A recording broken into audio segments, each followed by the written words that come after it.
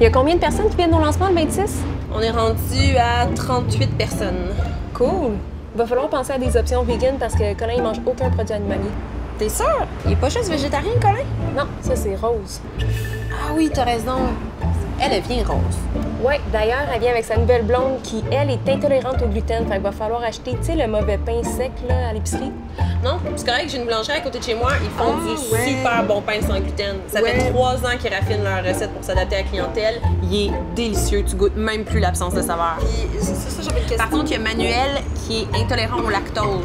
Ah, ben, il pourra manger des plats vegan, puis on y fera des petites bouchées à côté avec des animaux morts, mais sans lactose. Puis Colin, là, je pense à ça, il mange-tu du miel? Je sais pas, pourquoi? Ben, est-ce qu'il mange le produit de l'exploitation humaine des abeilles? Tu sais, les insectes, c'est des animaux. Bonne question. C'est ça. Je vais lui demander. En tout cas, il y a Gab qui a des restrictions avec les crustacés. Ah, ben, on fera des plats sans cuisson. C'est ça, hein? Elle mange rien qui est pas cru. Non, elle est pas crudivore. Elle est allergique aux crustacés, aux crabes, aux homards, aux crevettes. Ah, c'est plate, ça. C'est tellement bon, le homard. Pauvre elle. Mais par contre, on a-tu ça, des invités crudivores? Oui, Cédric! Hey, une chance qu'on y a pensé. Colin vient de me répondre. Il dit que non, il mange pas le fruit de l'esclavage des abeilles. Ah, bon, ben, pas de miel, là. Hey, justement, les filles, j'avais une question. Vous m'avez invité aussi le 26, puis je voulais savoir, est-ce que la place est accessible? Accessible. Ben, est-ce que je peux y aller avec mon fauteuil roulant, là?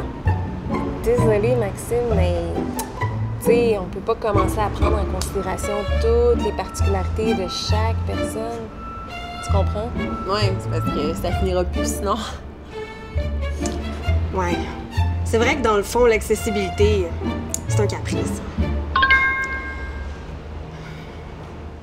Fait que c'est pas un caprice, l'accessibilité? Ben non, même si c'est encore perçu comme étant optionnel et pas obligatoire, et en fait que ça n'a pas vraiment d'impact sur la majorité des gens, reste que c'est un enjeu qui est important. Mais à quel point c'est un enjeu, à quel point c'est généralisé comme problématique, le fait que les lieux sont pas accessibles? Ben, il n'y a pas de loi déjà au Québec qui exige que des lieux publics soient accessibles. Puis tu sais, il faut faire la distinction entre ce qui est un lieu privé, ouvert au public, et un lieu public. Tu sais, le lieu public, c'est l'hôtel de ville, c'est des hôpitaux, des écoles, ce genre de choses. Des lieux privés, ouverts au public, c'est tout ce qui est bar, salle de spectacle, tu sais, dépanneurs, boutiques, restaurants, etc. Même 2,5 pouces en béton, c'est suffisant pour une personne, par exemple, qui a un fauteuil roulant motorisé pour ne pas avoir accès à un lieu. Fait que quand tu inclus tous ces lieux-là, ben tu te retrouves à 80 90 finalement des endroits où tu peux pas y avoir accès. Ça réduit l'offre culturelle, ça réduit juste l'offre de sortie, ça réduit tous les espaces aussi de socialisation deviennent réduits. Puis pour être accessible, c'est oui, il faut pouvoir entrer dans le bâtiment, mais mettons, est-ce que la toilette est accessible? Es-tu au sous-sol? Es-tu au deuxième étage? Ben c'est ça, tu pisses pas. Puis est-ce qu'elle est assez grande pour accueillir un fauteuil roulant motorisé, justement? Moi, j'ai un petit fauteuil roulant manuel, il peut rentrer dans un peu partout. OK, fait que toi, t'es privilégiée. Je suis très privilégiée, en fait, dans ma condition. Je marche aussi, puis j'ai une canne. Fait que moi, aussitôt que j'ai un accompagnateur, je peux aller n'importe où, tu sais, je peux monter des escaliers, ce qui m'empêche pas de tenir le discours critique qu'il faut que ça s'arrange. Des fois, on me voit arriver, puis là, il y a comme des yeux de chevreuil apeurés, puis là, c'est « Ah, mais qu'est-ce qu'on fait? On va déplacer ça? » Je suis comme « Non, non, non, c'est correct, je n'ai pas besoin, j'ai pas besoin de ça. » Puis c'est comme « Ah, mais là, il fallait appeler avant. » Ben non, je peux-tu juste avoir le droit d'aller quelque part et de ne pas aviser que by the way, je m'en viens, tu sais, on n'exige pas ça de personne. Mais on remet encore cette responsabilité-là sur les gens, sur les personnes à mobilité réduite, de devoir avertir, puis de devoir dire en passant, c'est comme ça. Puis il y a beaucoup de gens qui pensent à défaut que parce que tu es dans un rez-de-chaussée, tu es accessible. Ben, c'est wrong! Et un des enjeux, c'est entre autres qu'il y a beaucoup de gens dans ces locaux-là qui sont locataires. Fait que c'est pas eux qui vont faire des travaux pour rendre ça accessible. Les propriétaires n'ont pas d'intérêt, ne voient pas d'intérêt financier à le faire. Puis on n'a pas de réglementation claire qui dit faut que ça soit accessible. Fait que finalement, tout le monde se lance la balle, puis on est pénalisé. Il n'y a vraiment aucune loi au Québec pour réglementer l'accès. Pour les lieux privé ouvert au public, ce qui est genre 90% des endroits. C'est ça, parce que je veux dire, il y a une loi qui touche les immeubles gouvernementaux et municipaux. Mais parce que si on prend le métro c'est public, mais il n'est pas accessible. C'est ça. Tu sais, c'est beaucoup l'argument qui est évoqué en premier, c'est ça coûte cher. Puis pourquoi est-ce qu'on ferait des ascenseurs partout ou pourquoi est-ce qu'on mettrait plus les autobus accessibles quand on ne voit pas de toute façon de personnes handicapées ou de personnes à mobilité réduite qui les utilisent? Ouais, ils n'utilisent pas parce qu'elles sont pas accessibles. Ben, moi, c'est un peu mon point, là, tu sais, c'est la poule ou l'œuf. C'est plus facile de prendre l'avion que de prendre le métro. Oui, c'est ça. En 2017, j'ai pris 12 fois l'avion, mais j'ai pas pris le métro. Encore. Il y a 12 stations sur le réseau qui ont des ascenseurs. C'est seulement sur la ligne orange, incluant les 3 de Laval. Je comprends pas leur aménagement, leur choix de station.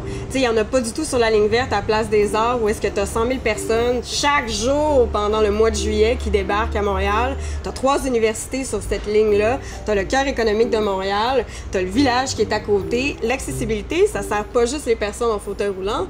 Ça sert les familles avec des poussettes. Ça sert toutes les personnes à mobilité réduite, les personnes blessées temporairement, les voyageurs avec des valises. Tout le monde, là.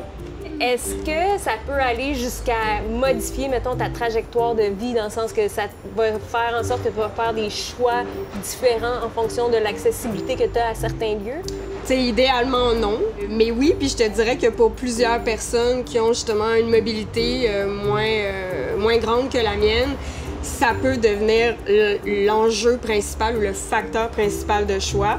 Tu sais, moi, j'ai fait mon bac à l'UQAM, mais si j'avais choisi de faire un bac à l'Université de Montréal, par exemple, vu que le campus est vraiment dispersé, se promener entre les pavillons, c'est super le bordel. Oui, c'est une minorité, mais la minorité est 15% de la population, 33% si on arrive avec les personnes qui ont des limitations fonctionnelles. C'est plus marginal, là, quand c'est 2 millions de personnes au Québec qui peuvent être concernées puis touchées par des problèmes d'accessibilité. Pour des tenues d'assemblée, pour des groupes politiques, des organisations communautaires. Quand ce n'est pas fait dans un lieu accessible, je trouve que c'est inadmissible. Ça travaille en démocratie. Techniquement, c'est pour inclure tout le monde. Fait que si tu le fais dans un endroit inaccessible, tu dis déjà non à une partie de la population. Ça devrait pas passer. Pour des événements culturels, moi, ma nuance, elle est beaucoup dans le fait que la majorité des gens s'autoproduisent. Il n'y a pas beaucoup d'argent dans le milieu de la culture indépendante, fait qu'on se retrouve dans des petites salles. Et ces petites salles, elles ne sont pas accessibles. Pour moi, ça fait encore beaucoup référence à cette idée préconçue et ce préjugé que les personnes en situation de handicap ne participent pas à la société. Elles ne travaillent pas, elles ne vont pas à l'école, elles n'ont pas de réseau social, donc elles vont pas au resto, vont pas voir de show, font pas de bénévolat, sont pas impliquées dans leur communauté. C'est sûr qu'on les voit peu dans l'espace public et dans l'espace médiatique, fait qu'on a tendance à penser ça. Mais en même temps, quand sortir de chez toi, ça devient une aventure épique et c'est un milieu qui est hostile, tu voudras pas aller là. Pour se rendre à un lieu qui est inaccessible, moi, des fois, je fais comme, fuck off, je vais rester chez nous et je vais regarder Netflix. L'idée de l'accessibilité, c'est de pas avoir besoin de personne. Ouais. C'est de pouvoir rentrer, puis sortir, puis faire tes trucs comme n'importe qui, tout seul. Et ça, on est encore vraiment, vraiment loin de cet objectif-là. De plus en plus, on en parle dans les médias, mais c'est ça passe encore comme quelque chose qui est facultatif et qui ne servira pas la population au complet. Et c'est ce discours-là aussi qu'il faut changer, c'est que ça va servir à tout le monde et pour longtemps.